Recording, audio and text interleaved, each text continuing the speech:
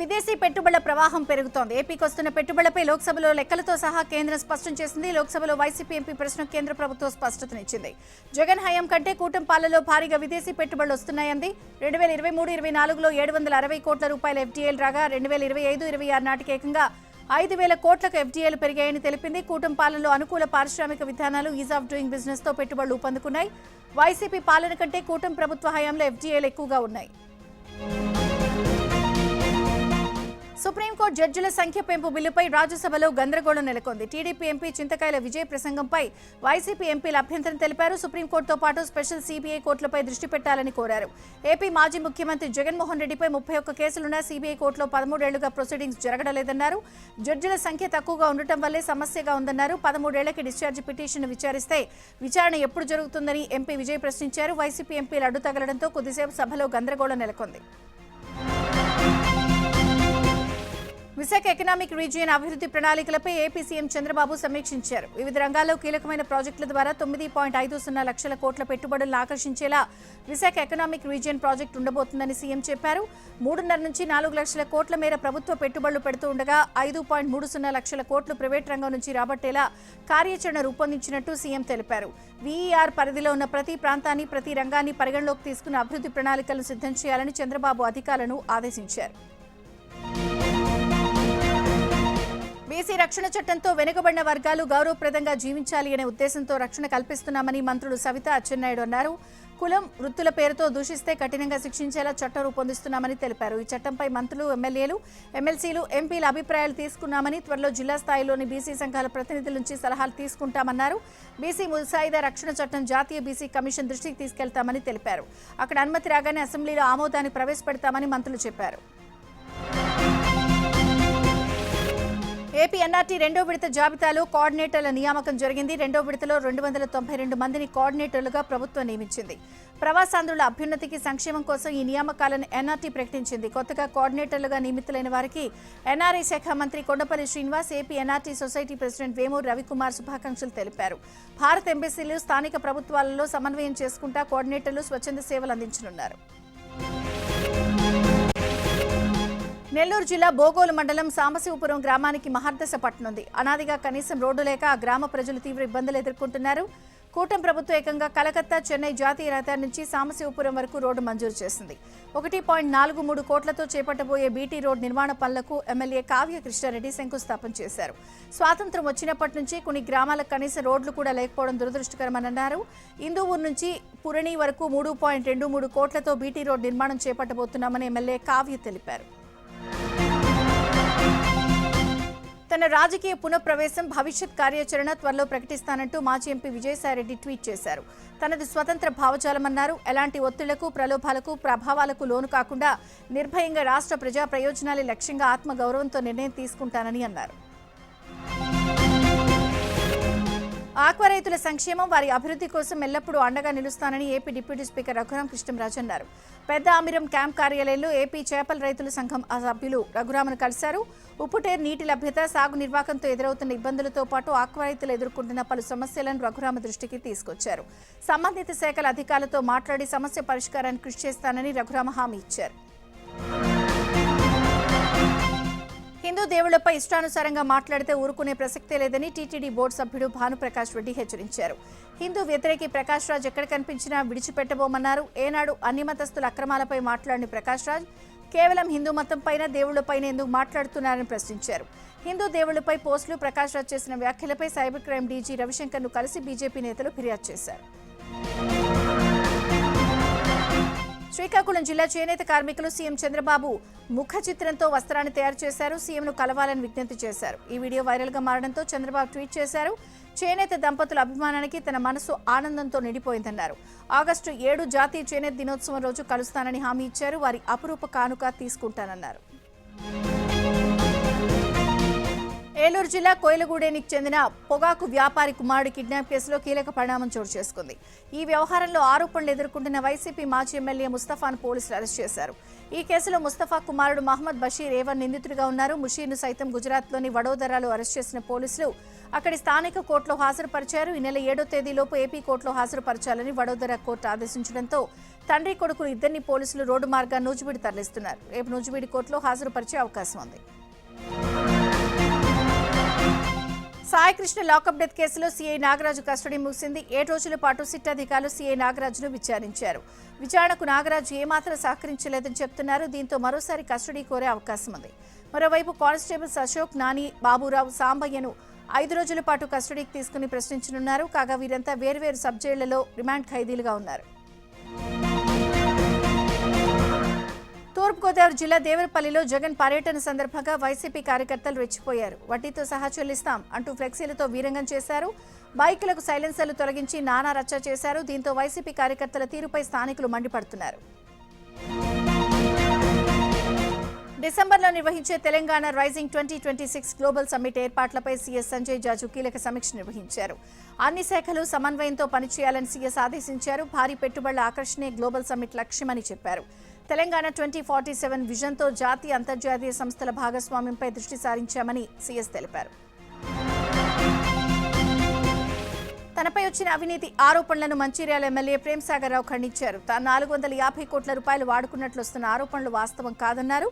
కొందరు కావాలని తప్పుడు ప్రచారం చేస్తున్నారని మండిపడ్డారు. త్వరలో కుట్రలన్నీ బయటకు వస్తాయన్నారు. నిజ నిర్ధారణ కమిటీ వేస్తే పూర్తి ఆధారాలు చూపిస్తానని తెలిపారు.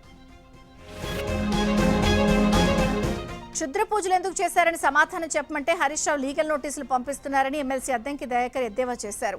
హరీష్ కు వ్యతిరేకంగా మాట్లాడిన వారందరికీ లీగల్ నోటీసులు పంపుతున్నారని, వాటికి లీగల్ గానే సమాధానం చెప్తామని దయాకర్ అన్నారు. హరీష్ ఎందుకు భయపడుతున్నారో, అవసరం ఏమిటో ఆలోచించుకోవాలని సూచించారు. క్షుద్ర పూజల ఆరోపణలపై మాజీ మంత్రి హరీష్ రావు సమాధానం చెప్పాలని కాంగ్రెస్ సీనియర్ నాయకుడు సంపత్ డిమాండ్ చేశారు. ఆరోపణలకు సమాధానం చెప్పకుండా లీగల్ నోటీసులు పంపడం విడ్డూరమన్నారు. ఆర్ఎస్ ప్రవీణ్ కుమార్ కల్వకుట్ల కుటుంబానికి ఊడిగం చేస్తూ దళిత బిడ్డల ఆత్మగౌరవాన్ని దెబ్బతీస్తున్నారని సంపత్ ఆగ్రహం వ్యక్తం చేశారు.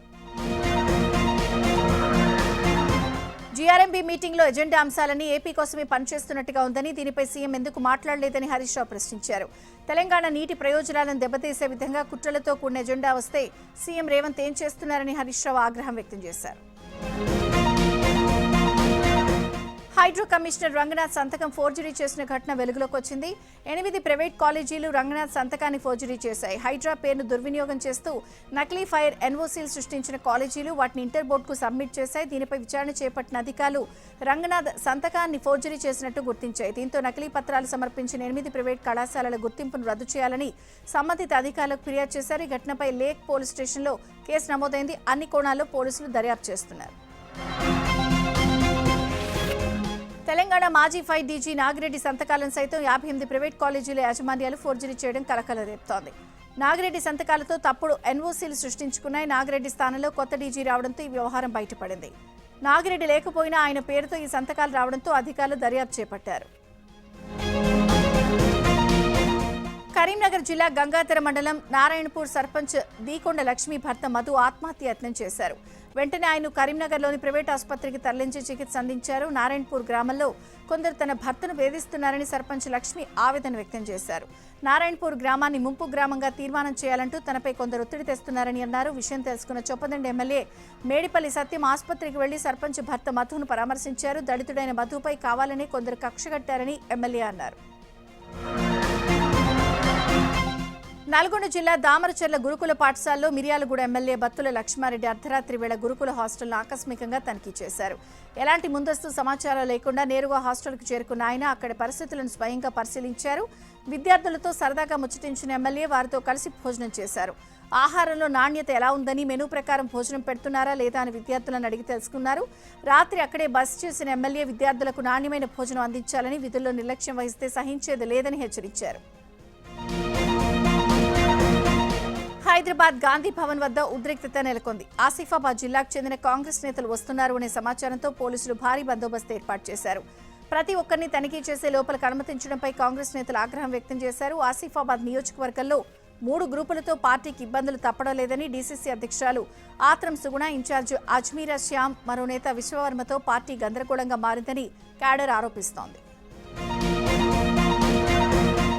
సైబర్ నేరాలపై ప్రజల్లో అవగాహన పెంపొందించేందుకు తెలంగాణ సైబర్ సెక్యూరిటీ బ్యూరో ఆధ్వర్యంలో సురక్ష కా తిరంగా, ఫ్రాడ్ కా ఫుల్ స్టాప్ ప్రచార కార్యక్రమం హన్మకొండలోని కాళోజీ కళాక్షేత్రంలో ఘనంగా నిర్వహించారు. సమాజంలో రోజురోజుకు పెరుగుతున్న డిజిటల్ మోసాలను అరికట్టడంతో పాటు విద్యార్థులు, యువత, సామాన్య ప్రజలను సైబర్ నేరాల నుంచి అప్రమత్తం చేయాలి అనే ఉద్దేశంతో వరంగల్ పోలీస్ కమిషనరేట్ అవగాహన సదస్సు నిర్వహించినట్లు వరంగల్ పోలీస్ కమిషనర్ ఎన్ శ్వేత తెలిపారు. నెల్లూరు జిల్లాలో రావూర్ సీఐ శ్రీనివాసులు, సైదాపురం పోలీసులు తన కాల్ డేటాను తీసుకుని నేర ప్రవృత్తి ఉన్నవారికి అమ్ముకున్నారని ఓ సాఫ్ట్వేర్ ఇంజనీర్ ఆరోపించారు. కమ్మవారిపల్లెకు చెందిన తనపై ఇప్పటి వరకు ఎలాంటి కేసులు, ఎఫ్ఐఆర్లు లేవని వెంకటేశ్వర్లు స్పష్టం చేశారు. ఇప్పటికే సీఐపై ఎస్పీ, ఏఎస్పీకి ఫిర్యాదు చేశానన్నారు. బెంగళూరులోని ఓ కంపెనీలో వైస్ ప్రెసిడెంట్గా పనిచేస్తున్న తన కాల్ డేటాను ఎందుకు తీసుకోవాలని బాధితుడు వెంకటేశ్వర్లు ప్రశ్నించారు. కర్నూలు జిల్లా మంత్రాలయంలో గ్రామస్తులు వినూత్న రీతిలో నిరసన తెలిపారు. జైభీం ఎంఆర్పీఎస్ ఆధ్వర్యంలో సౌడహల్లి గ్రామస్తులు ఉరితాళ్లతో ఆందోళనకు దిగారు. గతంలో 40 దళిత కుటుంబాలకు ఇచ్చిన పట్టాలకు సరైన ఆర్డర్ ఇవ్వాలని డిమాండ్ చేశారు. కొందరు రెవెన్యూ అధికారులు రాజకీయ నేతలకు తొత్తులుగా మారి గ్రామస్తులకు అన్యాయం చేస్తున్నారని ఆరోపించారు.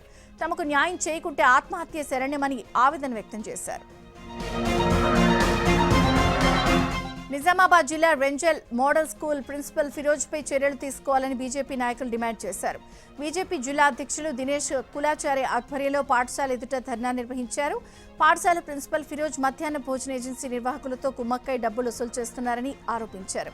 పాఠశాలల్లో 2 రిజిస్టర్ల ద్వారా ఉపాధ్యాయులను వేధిస్తున్నారని మండిపడ్డారు. ఉన్నతాధికారులు స్పందించి ప్రిన్సిపల్ ఫిరోజ్ అక్రమాలపై విచారణ జరిపి చర్యలు తీసుకోవాలని డిమాండ్ చేశారు. విజయనగరం, పార్వతీపురం జిల్లాల్లో తీవ్ర కరువు ప్రభావం కనిపిస్తోంది. ఏడాది తొలకరి నుంచి వర్షాలు కురిసిన పరిస్థితి లేదు. అయితే వానలు కురుస్తాయన్న ఆశతో రైతులు ఎప్పటి మాదిరిగానే వరి పంటకు సిద్ధపడ్డారు, విత్తనాలు చల్లారు. ఆశించినంత మేర వర్షాలు కురవకపోవడంతో కష్టాలు మొదలయ్యాయి. వరి నారుమళ్లు ఎండిపోవడం చూడలేక వాటిని కాపాడుకునేందుకు ఎడ్లబళ్లతో సుదూర ప్రాంతాల నుండి వీటిని తెచ్చి నారుమళ్లను తడుపుతున్నారు. నంద్యాల జిల్లా రుద్రవరం మండలంలో ఆర్మీ జవాన్ ల్యాండ్ కబ్జాకు గురైంది. పెద్దకంబులూరు పరిధిలోని సర్వే నెంబర్ 855లో తన పేరుపై ఉన్న 1 ఎకరా 76 సెంట్ల భూమిని ఒక వ్యక్తి కబ్జా చేశాడని బీఎస్ఎఫ్ జవాన్ రమేష్ బాబు ఆవేదన వ్యక్తం చేశారు. CM Chandrababu, deputy CM Pawan తన సమస్యను పరిష్కరించాలని సెల్ఫీ వీడియో ద్వారా విన్నవించారు. పొలం విషయమై కలెక్టర్కు అధికారులకు ఎన్నిసార్లు చెప్పినా పట్టించుకోలేదన్నారు. ఇప్పటికైనా సమస్యను పరిష్కరించాలని విజ్ఞప్తి చేశారు. తిరుమల వెంకటేశ్వర స్వామిని రికార్డు స్థాయిలో భక్తులు దర్శించుకున్నారు. జూలై మాసంలో 24,52,000 మంది భక్తులు కోనేటి రాయుడును దర్శించుకున్నారు. శ్రీనివాసుడి దర్శనానికి భక్తులు పెద్ద ఎత్తున తరలివస్తున్నా టీటీడీ అంతకుమించి ఏర్పాట్లు చేస్తోంది. దీంతో తిరుమలకు వచ్చే భక్తుల సంఖ్య భారీగా పెరుగుతోంది. తిరుమల స్వామివారి హుండీ ఆదాయం కూడా భారీగా పెరిగింది. జూలై నెలలో శ్రీవారికి 140,29,00,000 రూపాయల ఆదాయం చేకూరింది. లడ్డూల విక్రయాలు సైతం భారీగా పెరిగాయి. శ్రీశైలం జలాశయం నుంచి నీళ్లు విడుదల చేయాలని రాయలసీమ సాగునీటి సంఘం రైతులు అధికారులకు వినతి పత్రం సమర్పించారు. కేసీ కెనాల్, తెలుగుగంగ కాల్వల ద్వారా తక్షణమే నీరందించాలని కోరారు. శ్రీశైలంలో 854 అడుగుల నీటి మట్టం కొనసాగించాలని డిమాండ్ చేశారు. వరద ఉధృతి తగ్గడంతో పశ్చిమ గోదావరి జిల్లా నర్సాపురం, కోనసీమ జిల్లా సఖినేటిపల్లి రేవుల మధ్య ఉదయం నుంచి రాకపోకలు పునరుద్ధరించారు. వరద కారణంగా 4 రోజుల పాటు రేవును మూసివేశారు. ప్రస్తుతం ఎగువ నుంచి సముద్రంలోకి వచ్చే వరద ప్రవాహం తగ్గడంతో పడవలు, పంటు రాకపోకలకు అధికారులు అనుమతించారు. దీంతో నర్సాపురం రేవులో ప్రయాణికుల సందడి నెలకొంది. శ్రీశైలం జలాశయంలో గంటకు నీటి మట్టం పెరుగుతోంది. ఎగువన ఉన్న ఆల్మట్టి, నారాయణపూర్, జూరాల నుంచి శ్రీశైలానికి వరద నీరు భారీగా చేరుతోంది. దీంతో శ్రీశైలం డ్యాం జలకళను సంతరించుకుంది. ప్రస్తుత నీటి మట్టం 863.90 అడుగులుగా ఉంది. నీటి నిల్వ 118.62 టీఎంసీలుగా నమోదైంది. జూరాల నుంచి 2,45,000 వరద నీరు వస్తోంది. త్వరలోనే డ్యాం నిండుతుందని అధికారులు ఆశాభావం వ్యక్తం చేస్తున్నారు. కొన్ని రోజులుగా కురుస్తున్న వర్షాలకు ఉమ్మడి నిజామాబాద్ జిల్లాలోని ప్రాజెక్టులు పూర్తి స్థాయి నీటి మట్టానికి చేరుకున్నాయి. వాగులు, వంకలు పొంగి పొర్లుతున్నాయి. నాగిరెడ్డిపేట మండలంలోని పోచారం ప్రాజెక్టు పూర్తిగా నిండింది. అదనపు జలాలు ఓవర్ఫ్లో అవుతున్నాయి. దీంతో కింది భాగంలో నిజాం సాగర్ ప్రాజెక్టులోకి వరద పెరుగుతోంది. గత ఏడాది కంటే కొంత ముందుగానే పోచారం ప్రాజెక్టు నిండడంతో రైతులు ఆనందం వ్యక్తం చేస్తున్నారు. ఉమ్మడి కరీంనగర్ జిల్లాలోని మిడ్మానేరు ప్రాజెక్టు క్రమంగా నిండుతోంది. 9 టీఎంసీల నీటి తరలింపుతో రిజర్వాయర్ నిండుకుండం తలపిస్తోంది. ఎల్లంపల్లి నుంచి గాయత్రి పంప్ హౌస్ ద్వారా ఎత్తిపోతలు కొనసాగుతున్నాయి. మరో 4-5 టీఎంసీలు తరలిస్తే అక్కడి నుంచి లోయర్ మానేరు డ్యామ్ కూడా నీటిని విడుదల చేయనున్నారు. మిడ్మానేరు పూర్తిస్థాయి నీటి మట్టం 27.6 టీఎంసీలు కాగా ప్రస్తుతం 17 టీఎంసీలు నీరుంది. 20,000 క్యూసెక్కుల ఇన్ఫ్లో వస్తోంది.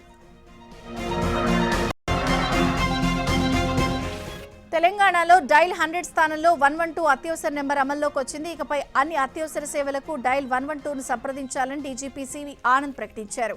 112 డైల్ చేయగానే జీపీఎస్ ద్వారా ట్రాక్ చేసి నేరుగా సేవలు అందించనున్నారు.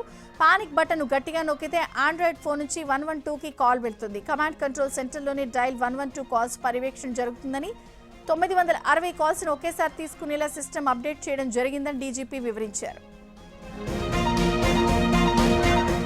హైదరాబాద్లో కల్తీ మసాలా దినుసుల కేసులో సిట్ దర్యాప్తు ముమ్మరం చేసింది. నిందితులపై పీడీ యాక్ట్ అమలు చేయాలని నిర్ణయించారు. నిందితులకు అంతర్రాష్ట్ర ముఠాలతో ఉన్న సంబంధాలపై ఫోకస్ పెట్టారు. కల్తీ మూలాలు, నిందితుల నెట్వర్క్ను సిట్ ఛేదించనుంది. కర్నూలు జిల్లా ఎమ్మిగినూరులో ప్రజల ఆరోగ్యంతో చెలగాళమాడుతున్న ఓ వ్యాపారి భాగోతం వెలుగులోకి వచ్చింది. అరటిపండ్లను కృత్రిమంగా మగ్గబెడుతున్నారన్న సమాచారంతో మున్సిపల్ అధికారులు ఆకస్మిక తనిఖీలు నిర్వహించారు. అనుమానాస్పద స్ప్రేలు, ఇతర సామాగ్రి గుర్తించారు. ప్రజల ఆరోగ్యంతో చెలగాటమాడితే సహించేది లేదని హెచ్చరించారు.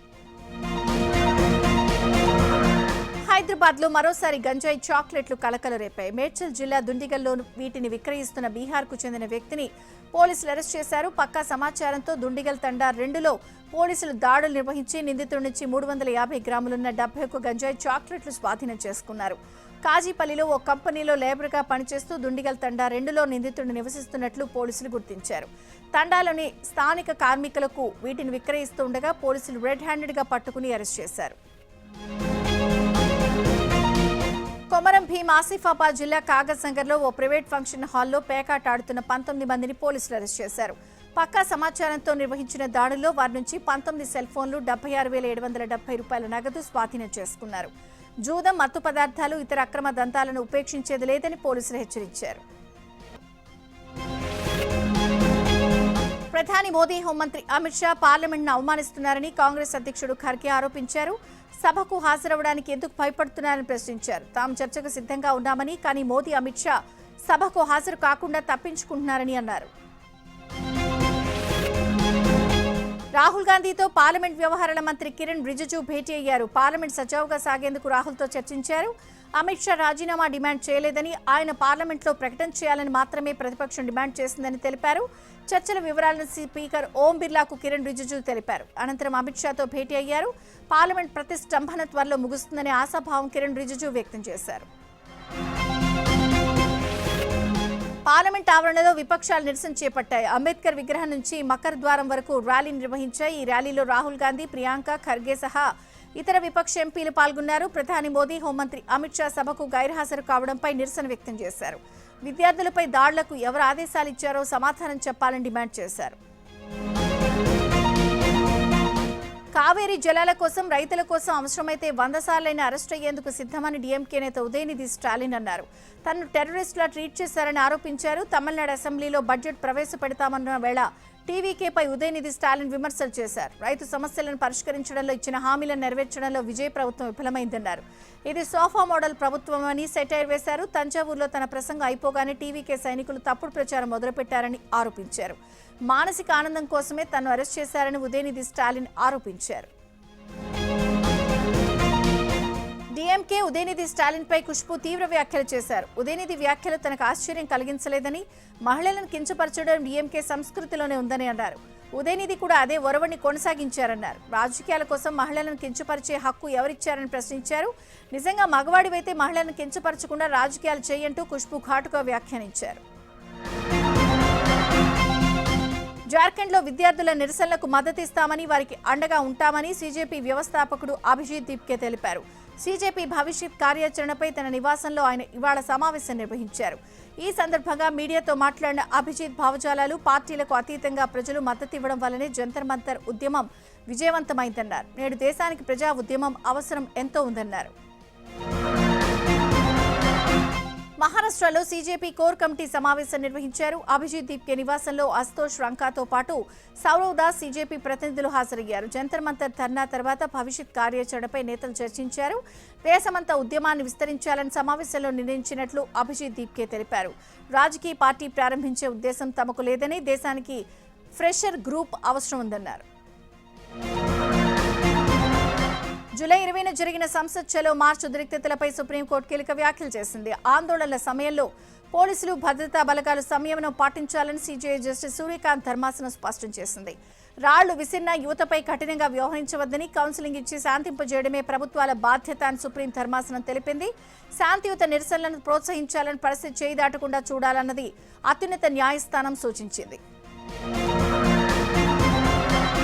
ప్రధాని మోదీకి మార్క్ జుకర్బర్గ్ క్షమాపణలు చెప్పారు. ప్రధాని మోదీ వీడియో తొలగింపుపై బహిరంగ క్షమాపణ తెలియజేశారు.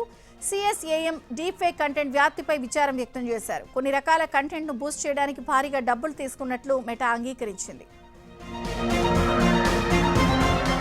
కేంద్రం తెచ్చిన ఎఫ్సీఆర్ఏ సవరణ బిల్లుపై అమెరికా అక్కసు బెళగక్కింది. ఇది క్రైస్తవుల దాడి అంటూ భారత్ చట్టంపై అమెరికా ఎంపీ రైలీ మూర్ ఆరోపించారు. లైసెన్స్ రద్దయిన సంస్థల ఆస్తులను ప్రభుత్వం స్వాధీనం చేసుకుంటుందని విమర్శించారు.